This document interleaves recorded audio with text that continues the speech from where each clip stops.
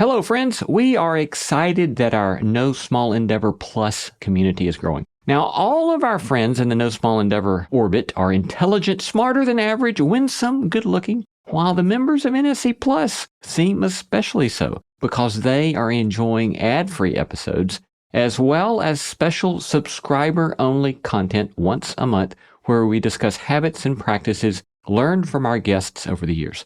And those special episodes have been a lot of fun, personal and practical. I love sitting down with our producer, Jacob Lewis, and recording those for you. And so we would love to have you join us. And your NSC Plus membership helps support the show. So because of all of these things, we'd love for you to join the NSC Plus family. Just go to nosmallendeavor.com, click subscribe, and start catching up on our subscriber-only episodes today. Again, go now, nosmallendeavor.com, click subscribe, and start catching up. See you there. Hello, friends. Happy New Year. You're listening to one of our best of Unabridged episodes of No Small Endeavor, a reflection on beauty that I think helpful for a New Year meditation, especially given the too conventional tendency to make New Year's resolutions in terms of what we think is wrong or ugly about ourselves. Perhaps instead it's a good opportunity to reconsider how we think about beauty and what it might mean to live a beautiful and true and good life. Happy New Year. This is No Small Endeavor. I'm Lee C. Camp. You're listening to our Unabridged interview with Elise Hu, TED Talks Daily podcast host and author of Flawless: Lessons in Looks and Culture from the K-Beauty Capital. Some years ago, I had the privilege of interviewing enough fascinating poets that it prompted me to begin seeking to memorize some verses of poetry here and there. And our interview today with Elise Hu reminded me of one by Emily Dickinson that I memorized years ago that I think I still have jangling about in my head. That goes this way. I died for beauty, but was scarce adjusted in the tomb, when one who died for truth was laid in an adjoining room. He questioned softly why I failed. For beauty, I replied. And I for truth, the two are one, we brethren are, he said. And so, as kinsmen met a night, we talked betwixt the rooms, until the moss had reached our lips and covered up our names. At beauty, truth, and goodness, Trinity have long been understood as realities worth living and dying for, giving a life for. It's been remarkable to me for years that Emily Dickinson was so very little known in her lifetime, only published a handful of poems in her life, only became known as one of the greatest of American poets after her death. And yet here she depicts herself as one who has given her life for beauty, truth, and goodness as the more important matter.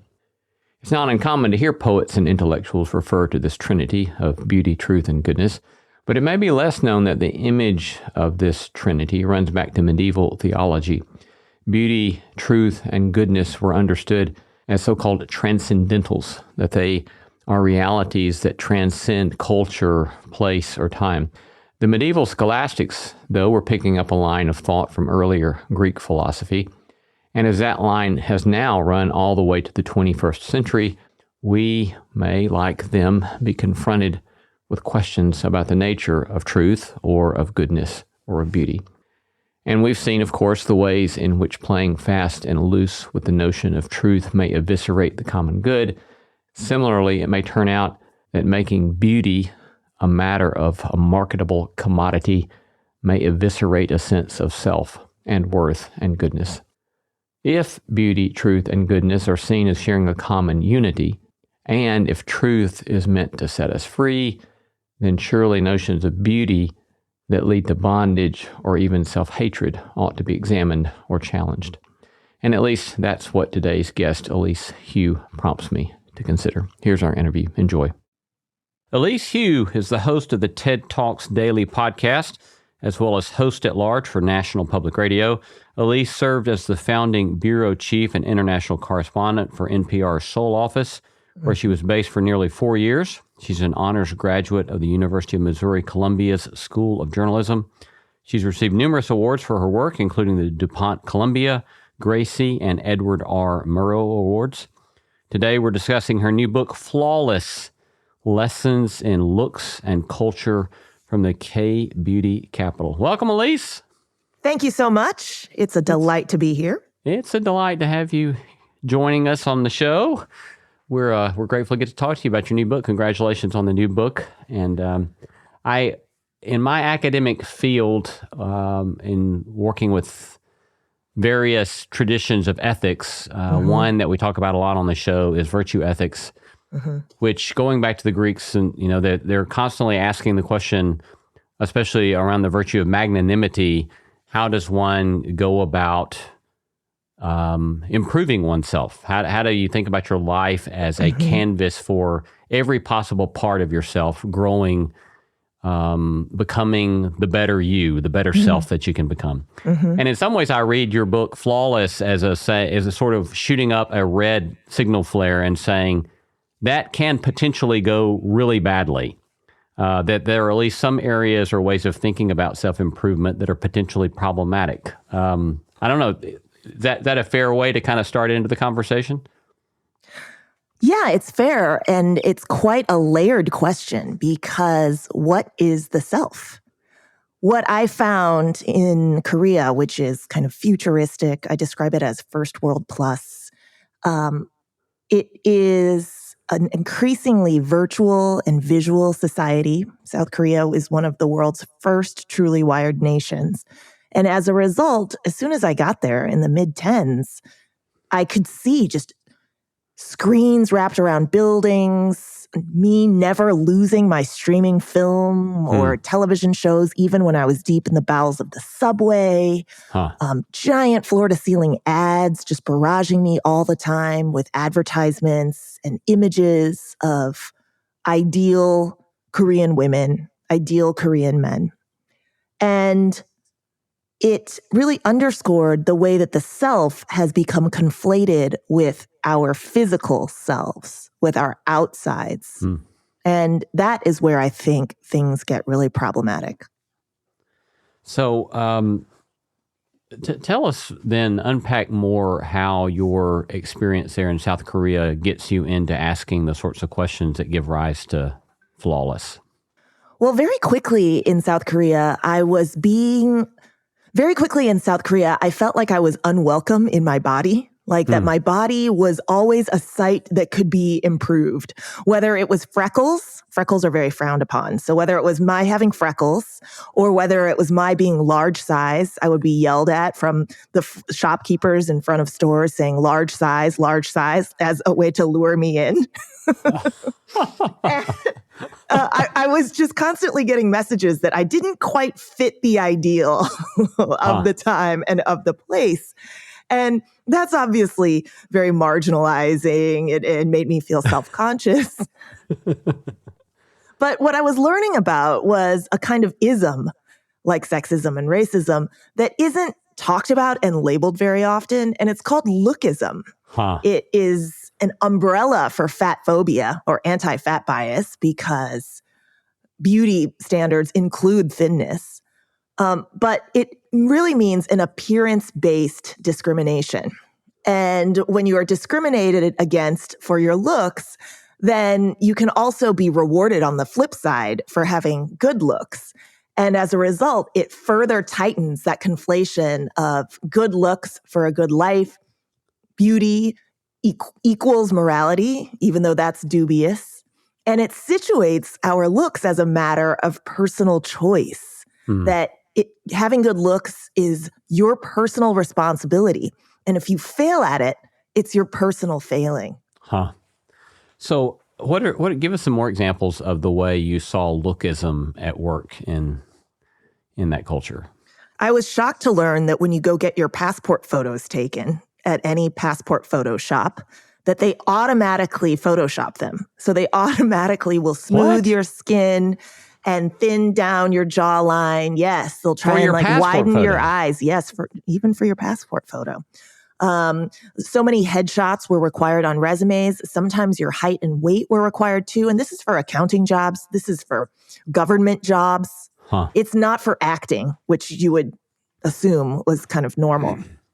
Um, there were constant before after photos everywhere where I was sold on this notion that if you didn't look good enough, your body was malleable and you could fix it to look better. And so that's an important dynamic of this story, right?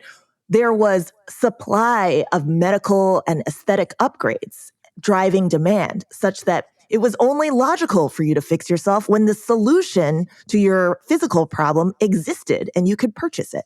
Huh.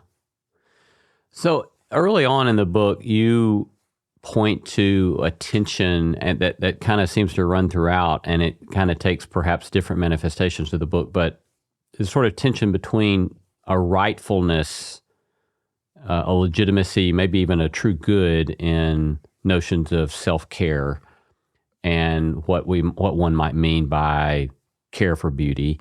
And then on the other hand, the dark side or the oppressive side of that. So could you point to, or maybe unpack that tension for us a little bit?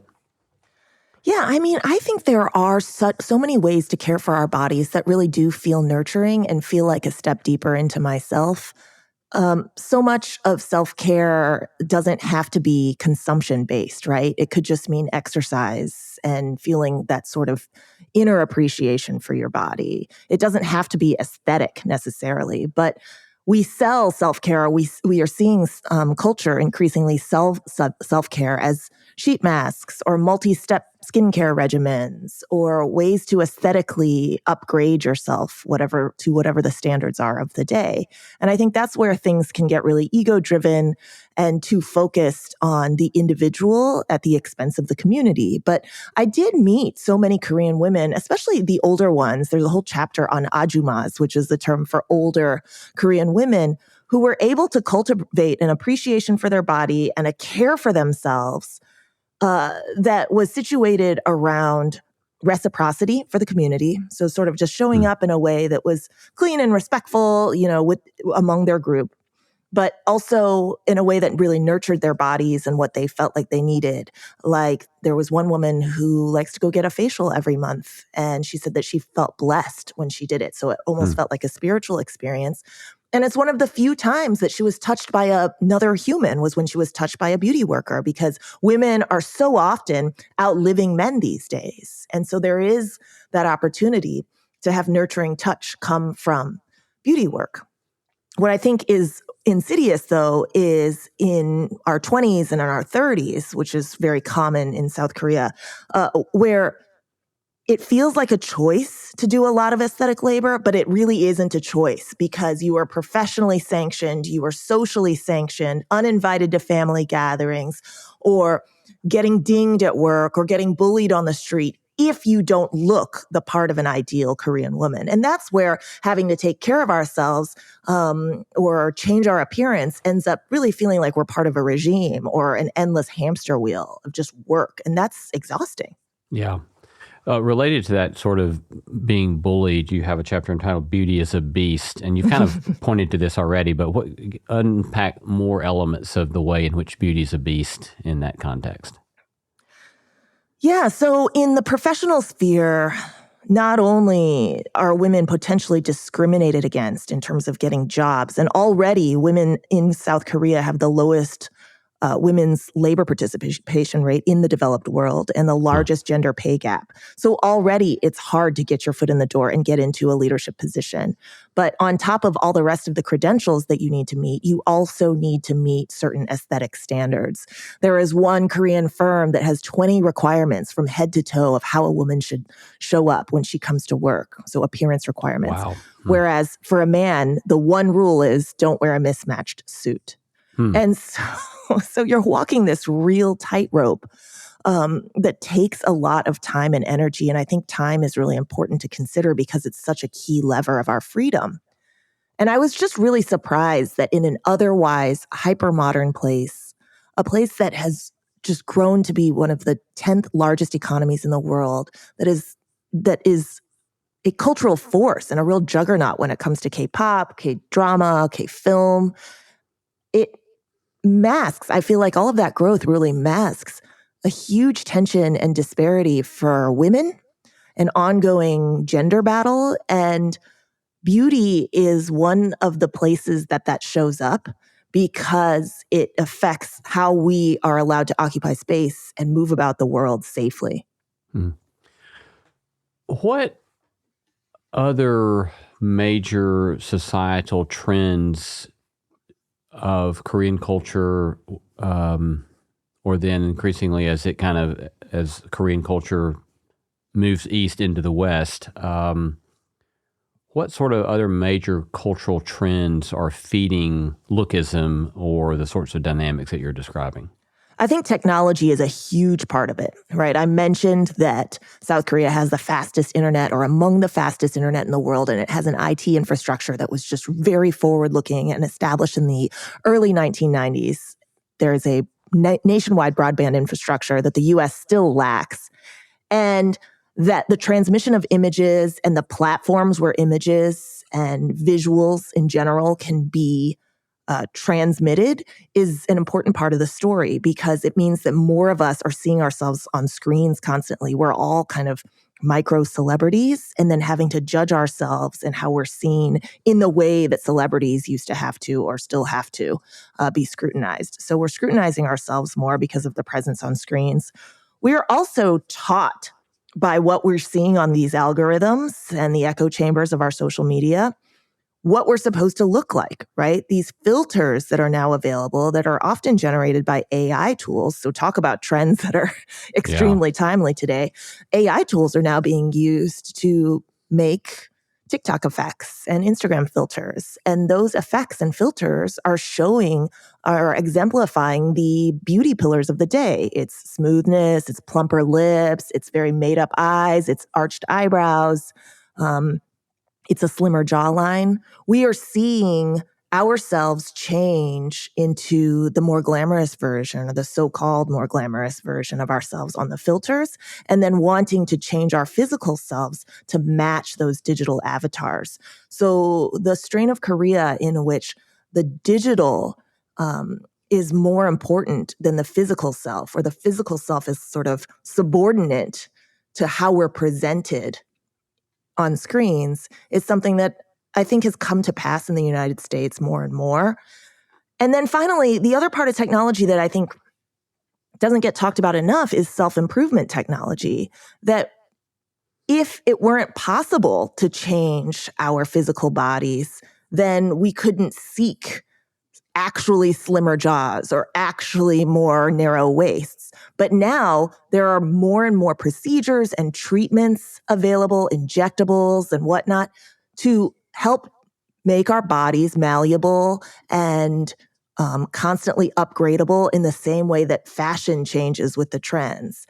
And that's a really new concept, I think, that's really been put forth because of the fast changes in aesthetic technologies. Yeah.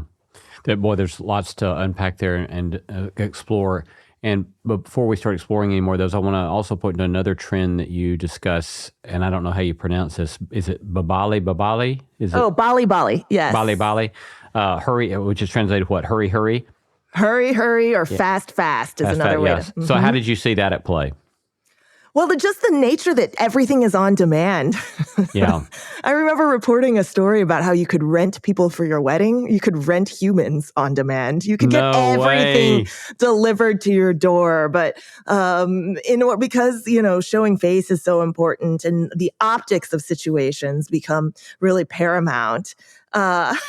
There were folks who didn't have enough friends to fill up their side of the wedding, let's say. Wow. And they could hire wedding guests. And so one of the first stories I reported when I was in Seoul was going to a wedding as a fake wedding guest or a fake friend.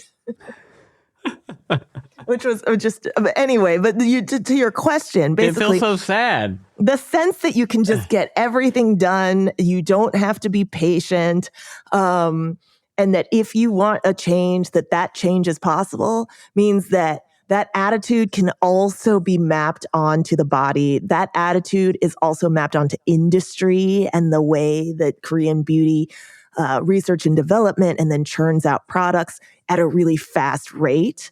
And that is a way that the industry is competitive and unique in the world. That reminds me, there was a famous French sociologist who made the case that we were missing in our discussion, for example, of capitalism versus communism, that we were missing the greater trend in the modern world, which was towards technique. And he defined technique as that quest for the quickest way to do whatever without regard to ends. So you're just always looking for the fastest means to do whatever it is at hand without asking why. And he further suggested that that sort of approach finally becomes an acid to any and every form of community, any sort of religious tradition, any sort of political tradition, any sort of sense of citizenship, and even capitalism and communism itself.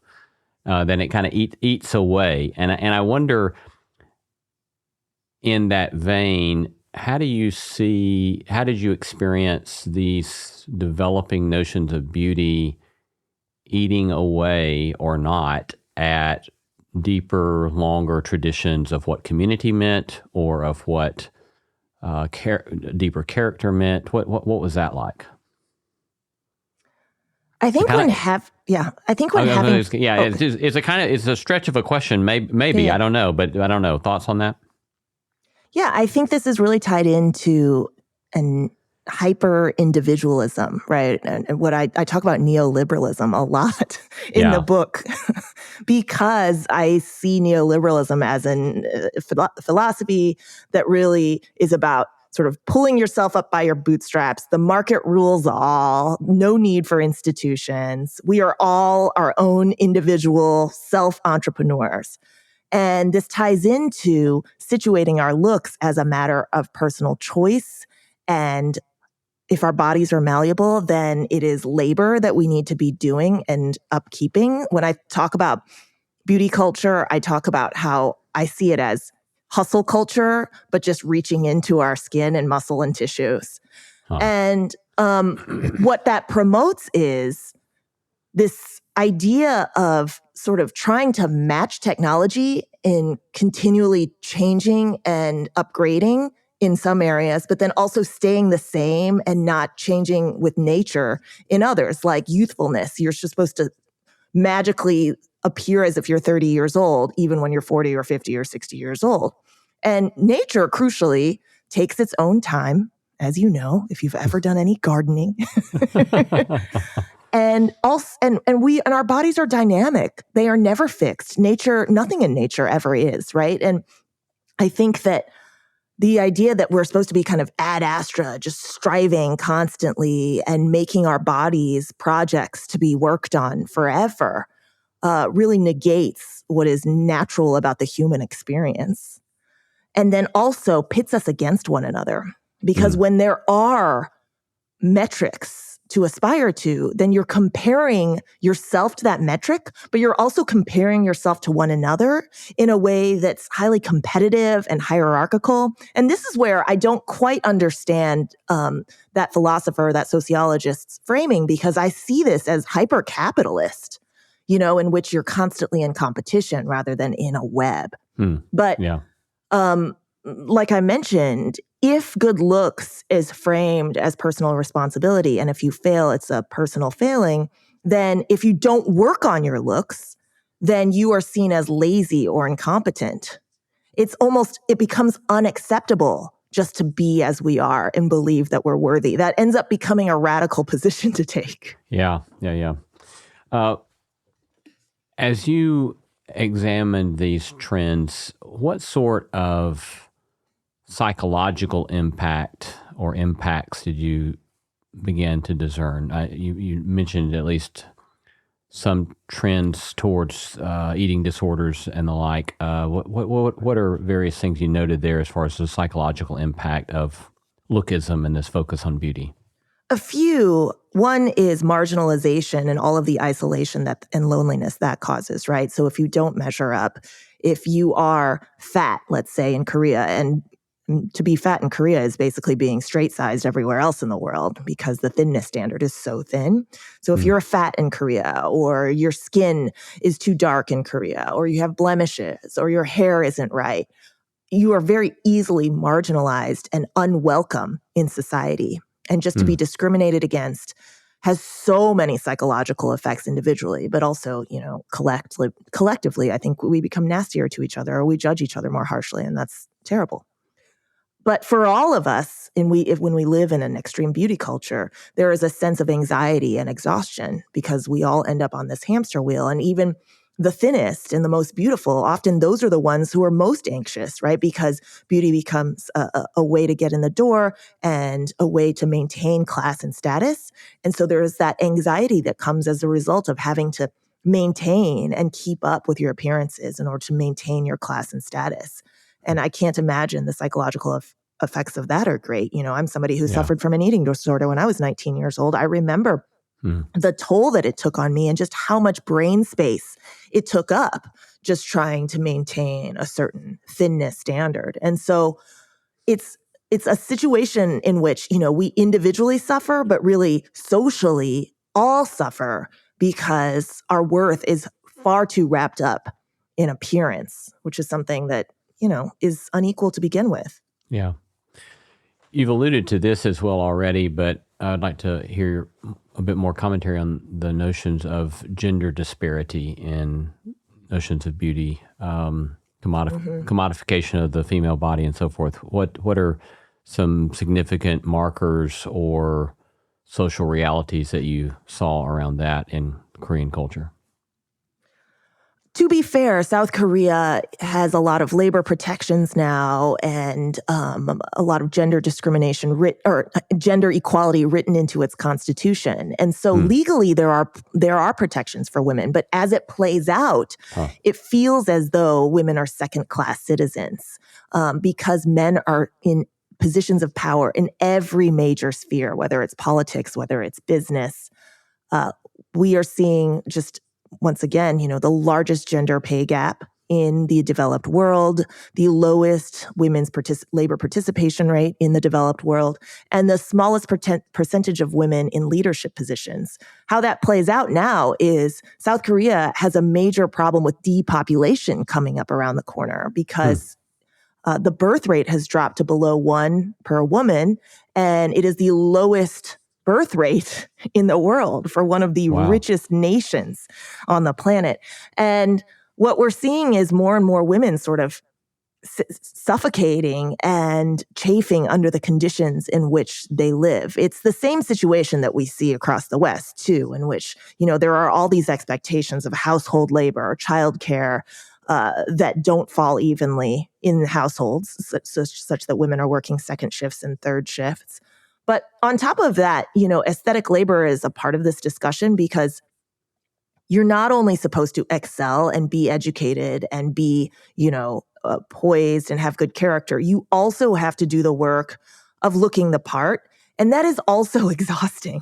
And so what we saw in 2018 was a bunch of women, this is following Me Too, which did oust a lot of Korean men from power at the end of 2017, but there were more rallies. And what women in South Korea ended up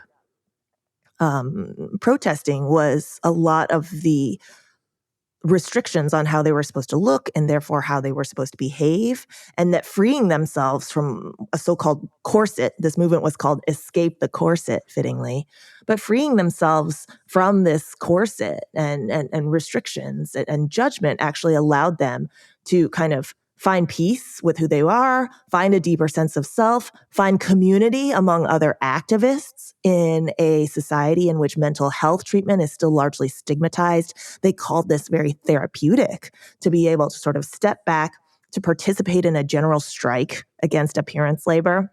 And I think it's just so impressive. And these women are exceptional. And I really wanted to highlight their stories because the risks that they took socially, and they still take are huge compared to the risks that I would take by showing up without makeup or with a short haircut here in the United States, because they stand out so much there.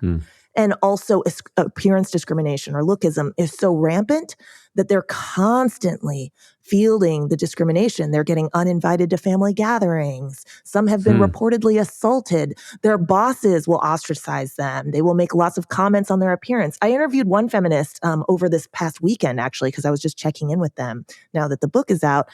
And she told me she was a teacher. She was an elementary school teacher. And she's like, I'm feeling really exhausted just trying to keep up this sort of strike, because she doesn't wear makeup now and she's sort of trying to take a stand for her bodily autonomy. But her students will question her and be like, why isn't your hair longer? Why don't you show up looking more like a woman? My parents say that I can't trust you because you're a feminist. Wow. I'm reticent, given all that you just shared, to ask this next question, but what do you observe about the impact that this excessive, misplaced focus on beauty, the way you described it, has on men?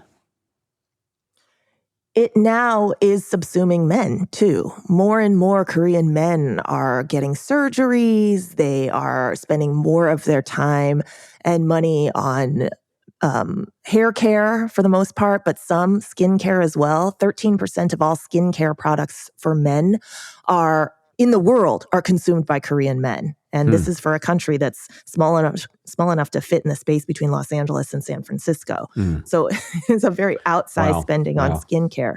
So the pressures of lookism are now just creeping into more and more demographics, whether it's men or whether it's children. You know, I also reported on children's spas that are available where you can go get mani-pedis at 5 or 6 years old. Because if the central conceit of capitalism is growth and you've already saturated one market, women, then you have to creep into new markets. And those can be within your country by creeping into men or creeping into children, or outside your country, where South Korea has now become the third largest exporter of cosmetics and skincare in the world. Other ways you see it affecting men as well, for those who are not participating in the beauty culture itself? I think that it's not the standards that are specifically the problem. The bigger problem is that we are defined by our appearance, that we are defined by beauty. And that means all of us end up, irrespective of our gender, all of us get swept up in this. Yeah. And that's where this really has a tie-in with some of the larger questions, thematic questions of your podcast, right? Because should we be defined only by our outsides? And of course, my answer is no. If there's anything I'm an activist for, it's bodily liberation. It's for a more nuanced sense of self. Yeah, so that relates to the old so-called trinity of beauty, truth, and goodness that has been formulated in a variety of traditions. But how do you see and or experience narrating beauty, truth, and goodness and the relationship of those three in what you have been writing on? Beauty is not just physical beauty. Beauty is so much more than that. To me, I think about beauty in terms of nature. I think of the beauty that we see, when our breath catches in a spiritual moment. When we see art, there's so much beauty in it. I think that it is very short-sighted and limiting to think of beauty as only, what a magazine spread of a woman looks like, and increasingly we are conflating physical beauty with morality, physical beauty with truth and goodness, when really I would rather us take the more historic and ancient ways of thinking about beauty and apply those forms of thinking to just to essentially think about beauty with a much wider lens and then break that link between physical appearance and worthiness and value. Because I think what has happened in an increasingly visual and virtual culture is that those two things have become conflated. When we make New Year's resolutions now, they often tend to be improving our physical selves instead of improving our characters or our inner selves. If you go back and look at diaries of American girls from 200 years ago, they would often write about things like, I want to think before I speak, or I want to be more generous to my family members. These were ideas of goodness and beauty and truth that were not about like, I would love to lose 10 pounds. I would like to increase my muscle mass, or all the other kinds of more physical and surface level aspirations that we see in our resolutions today. Yeah. You tell a story about overhearing your girls talk one night at bedtime. Gosh. Yeah, would you share that? And how you've processed that? Yes. Oh, man. Talking to my 3 elementary-aged daughters about beauty is really thorny, because about a year ago, I was tiptoeing down the hallway after tucking in my then 9-year-old and 6-year-olds into their bunk bed. And I overheard the younger one, Isabel, say to the older one, "Mama says it doesn't matter if you're beautiful. It matters if you're clever," or something like that, right? And the older sister replied, "She only says that because she's already pretty." The children already know from sort of existing in the world about the pretty privilege, right? That there is a halo effect that is that's attached to being able to appear, conventionally attractive, and I'm a conventionally looking cisgendered woman. So I have a lot of privilege in that. And I think that my girls could recognize it. So when I tried to convince them appearance isn't important, it's what's on the inside that counts, it was a really complicated form of gaslighting, And so I didn't want them to fall into the trap and the tyranny of vanity. And so that's why I was doing it. So I feel like my intentions were good, because the pretty privilege excludes and marginalizes so many people, and it makes all of us anxious, as I talked about. But I also was misrepresenting how society operates. I wasn't telling them the truth. So, to the degree that you're open to this, what are other ways you have had to come to terms with choices that you've had to make about your own self, and how you're going to, whether those choices are things that you're going to do and participate in physically or not, or the way you're thinking about cultivating particular character traits in yourself? Sure. Yeah. Crucially, obviously, this isn't an individual issue. I often get questions like this, like, what are you doing? Are you doing Botox? Are you not doing Botox? But that's the wrong focus, right? Because the focus is actually at the cultural level and cultural change. And if we over focus on the individual, then we are inviting more judgment of ourselves and judgment of one another. And that is not helpful to the larger project of challenging beauty culture as it exists today. But I do think that we are important role models for the next generation, and we want to be good ancestors. And so what I want to do, and I don't think that I can teach what I haven't learned for myself.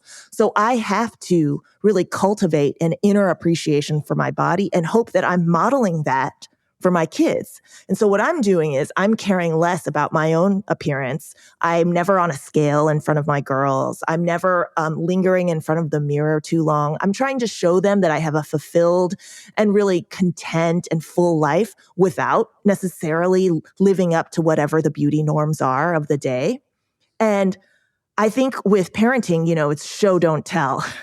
I could lecture them and tell them, it's your insides that count, really cultivate your character and your kindness and all those things.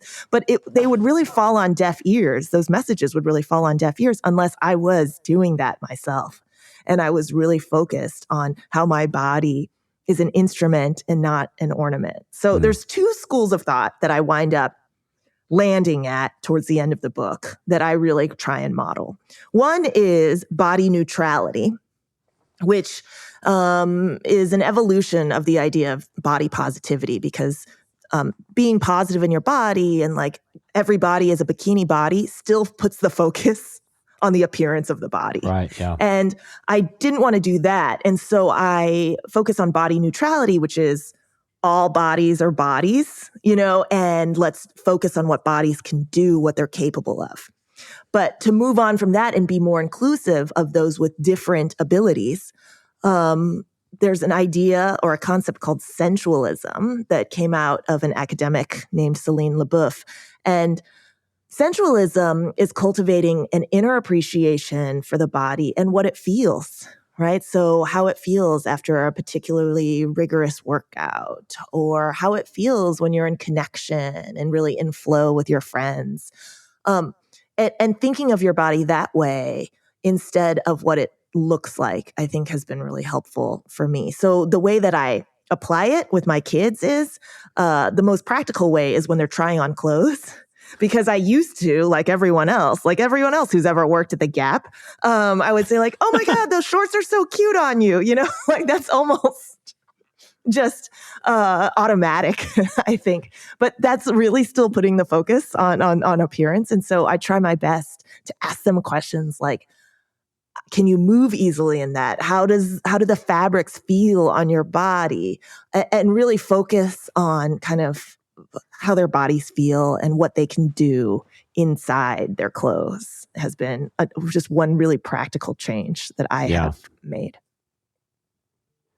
So I had no anticipation of raising this next question, but I feel like I would lack integrity without asking this next question. So sure, my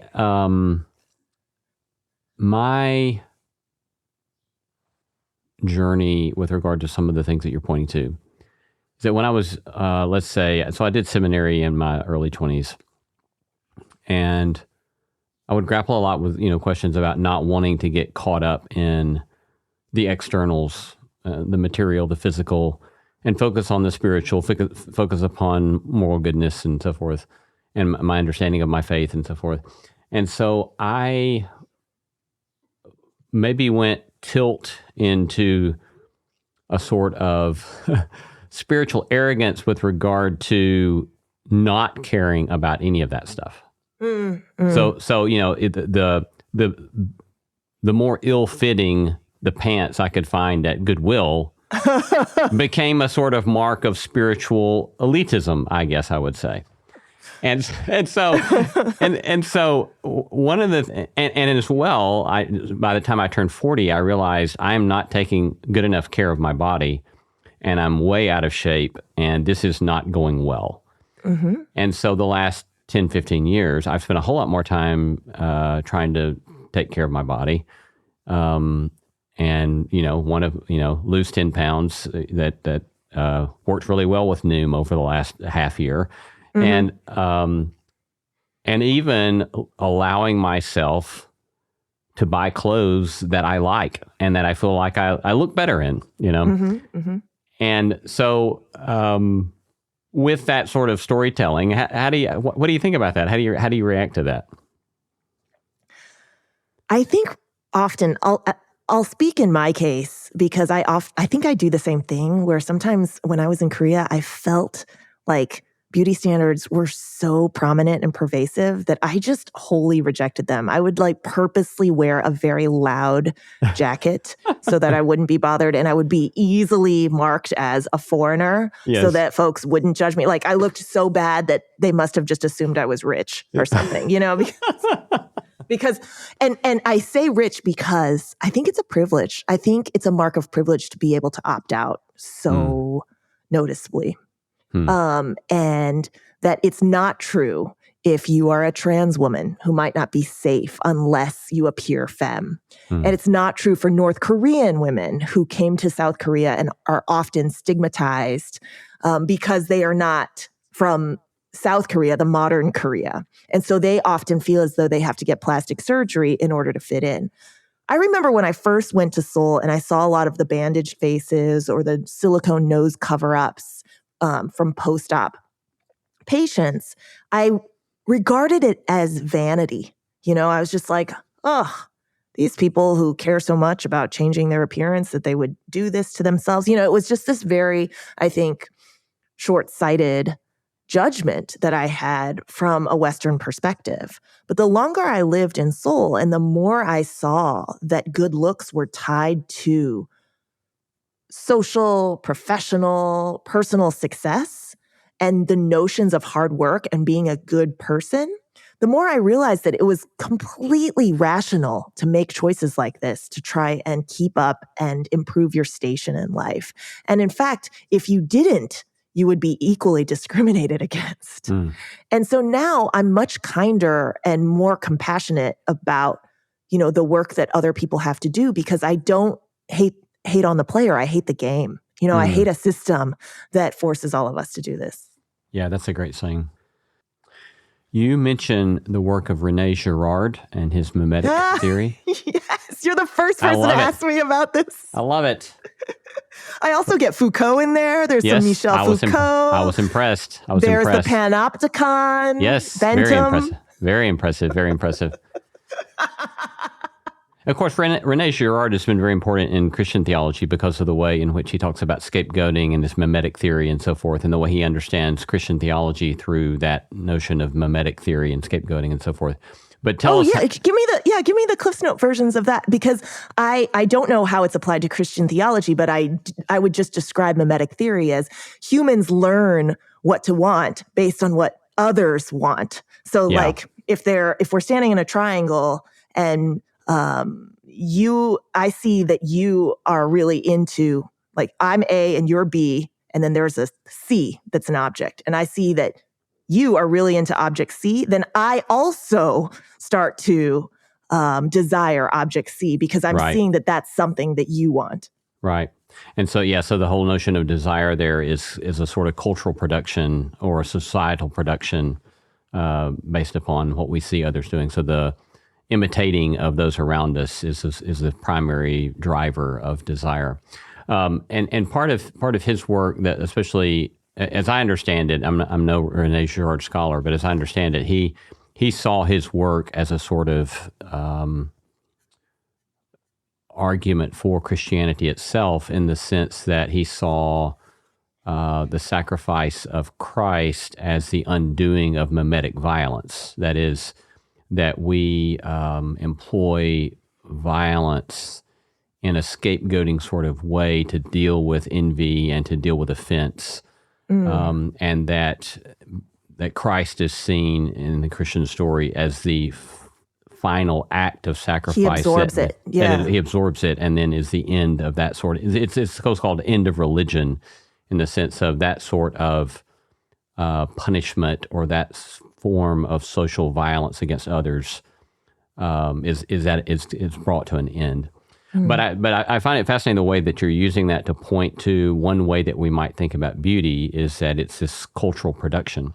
And of course, that relates as well to these notions of gendered norms of beauty and so forth. But what did you see then about, or for those who haven't thought much about the ways in which beauty is itself a cultural production or a historied, it's a concept with a history. What did you learn about that sort of notion? I think that a beautiful image, or the idea of a beautiful image, ends up being a mold, and then that mold finds imitators, and then imitators of imitators. And then on the social internet, there are millions, if not billions, of imitators, because we are now sort of flattened into a global internet. And what it does is it flattens difference, I think. There were a lot more regional preferences for what was beautiful, probably, before the internet. And now a global mean has emerged, which emphasizes 4 rather global pillars of beauty, which are firmness, smoothness, thinness, and youth. So say those for us one more time. Firmness, thinness, smoothness, and youth. So even in a country with more diversity of races, say the United States, even if one pillar, like thinness, becomes a little bit more widened, such that there are different body types or larger than, very, very thin body types that are considered desirable or attractive, the other pillars stay firmly fixed. That you would still have to be smooth and hairless. Your body shouldn't be lumpy. It should be firm. And that youth is prized pretty much everywhere. When you think about that, you earlier mentioned hyper-individualism, and yet there's an irony in that in the name of hyper-individualism, there's a development of a sort of sameness that then all individuals are supposed to succumb to. Yeah, you point out a real paradox. Right. It's such a thin line, right? Because you're both trying to fit in, but then be a little bit better than everyone else. Right. Yeah.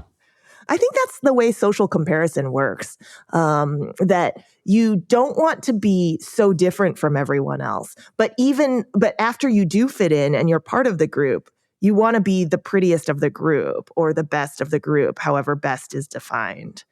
And there is a duality there. And I think that, as a journalist and just as a human, I really like to dive into dualities.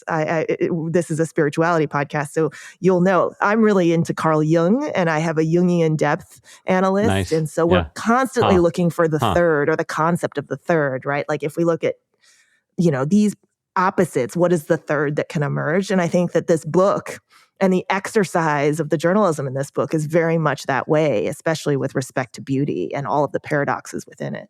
Yeah. So that was kind of one of the next places I wanted to go, is because you speak some in the book about line drawing, and you're asking sometimes the question of how far is too far. And then another way to think about that is that kind of what are third ways that you just pointed to. So what have you learned there for yourself about what kind of lines do you want to draw for yourself with regard to some of these practices, or what are some of the third ways that you're working on? The most poignant answer I got to the question of where do we draw the line on improving ourselves when technology makes all of this upgrading more and more possible, the most poignant answer I received was from a cosmetic surgery researcher who had herself undergone the jawline surgery where she got her jaw broken and reshaped to be more feminine, and she regretted it. She said, ultimately, you don't get to draw the line. Nature draws the line. The body will draw the line. Wow. And so it is kind of egoistic to think that we even get to make that determination. And that has guided my thinking in the choices that I make with regard to aesthetic labor, in that I really try to ask myself, and this means being reflective, it means looking inward, it means slowing down, which is so hard in modern culture.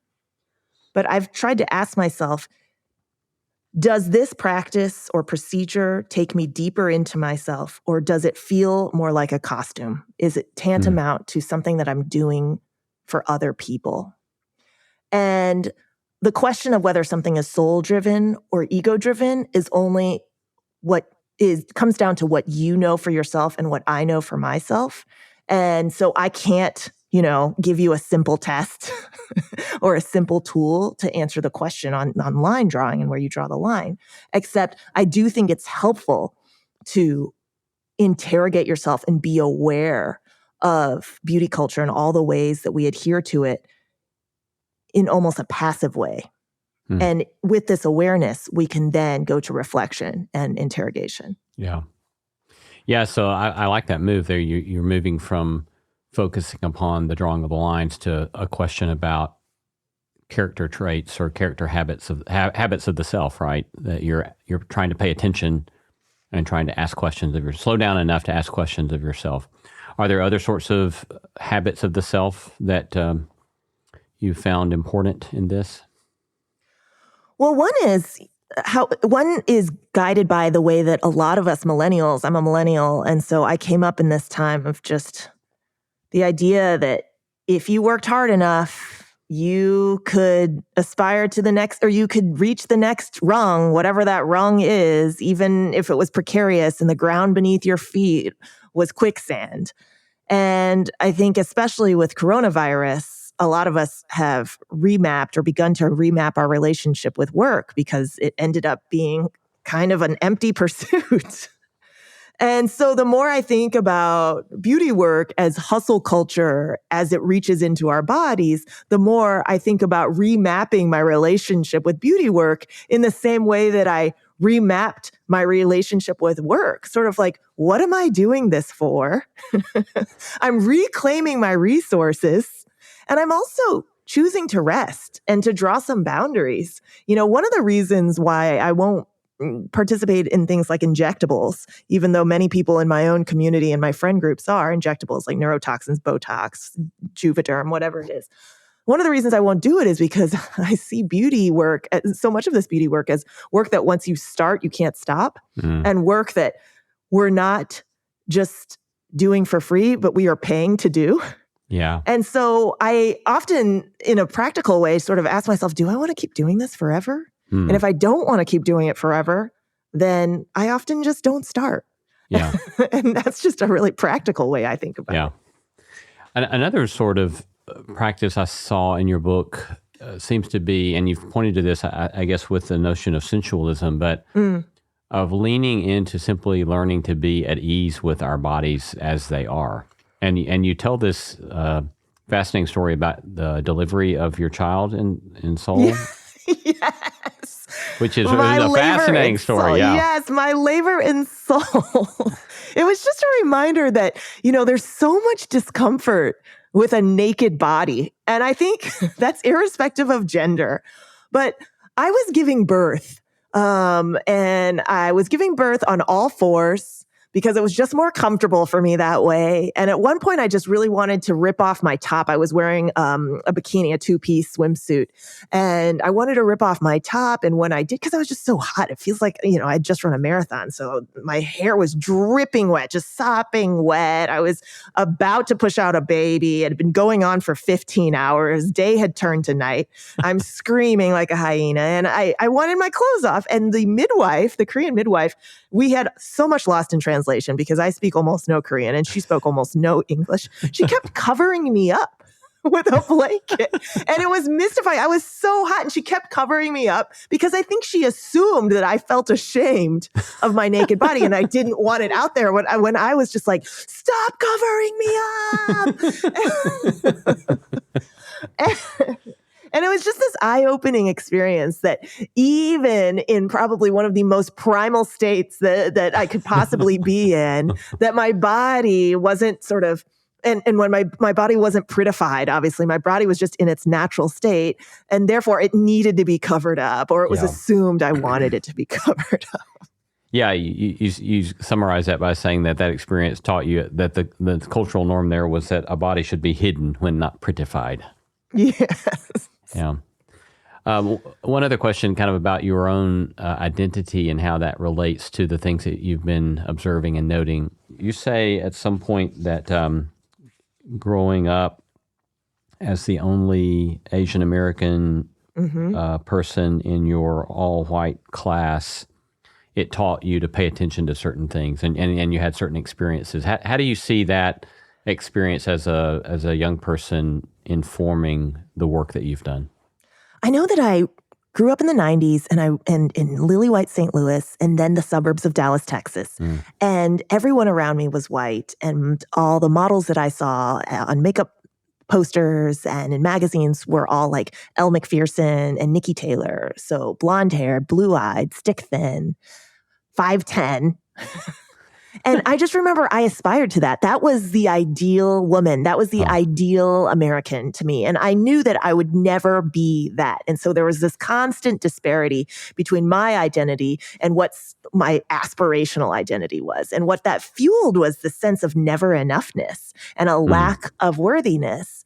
And now what I think is really promising as I have daughters is that now there are global standards of beauty and global aspirational norms that are often symbolized in the bodies of Asian women and K-pop idols, right? And so they have people who look like them that they can kind of see as models and representatives, and they see more Asian representation in general in culture. And I think that's awesome. I just worry that we continue to be defined by our looks.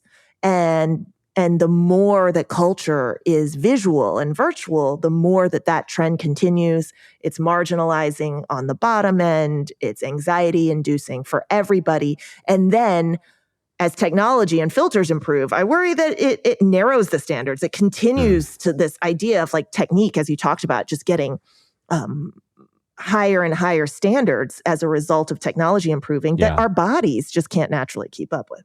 Yeah. And so it's promising on one hand, just to see more representation, but then worrying on the other because there's just so much technology. Yeah.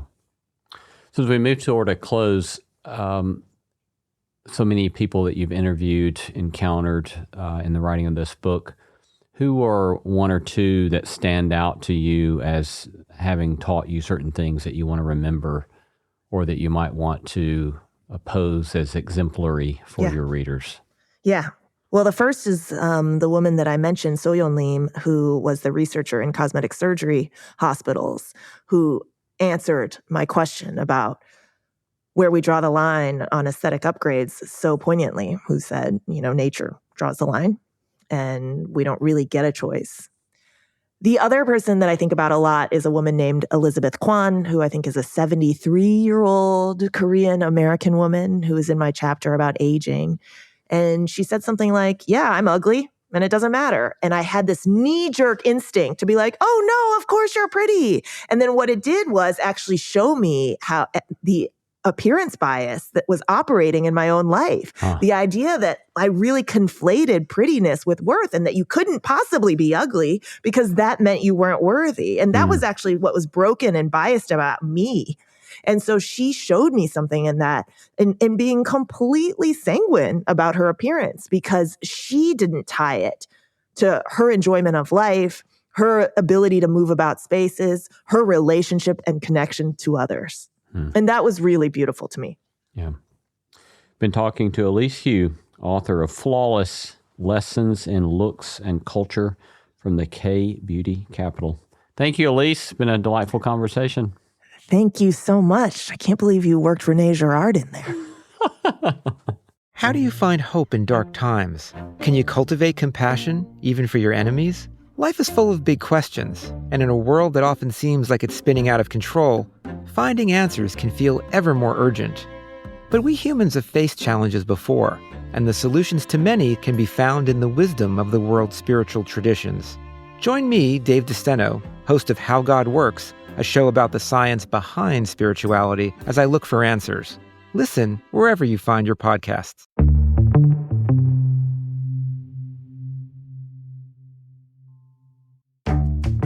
Our thanks to all the stellar team that makes this show possible. Christy Bragg, Jacob Lewis, Sophie Byard, Tom Anderson, Kate Hayes, Mary Evelyn Brown, Harriet Harmon, Jason Sheasley, Ellis Osborne, and Tim Lauer.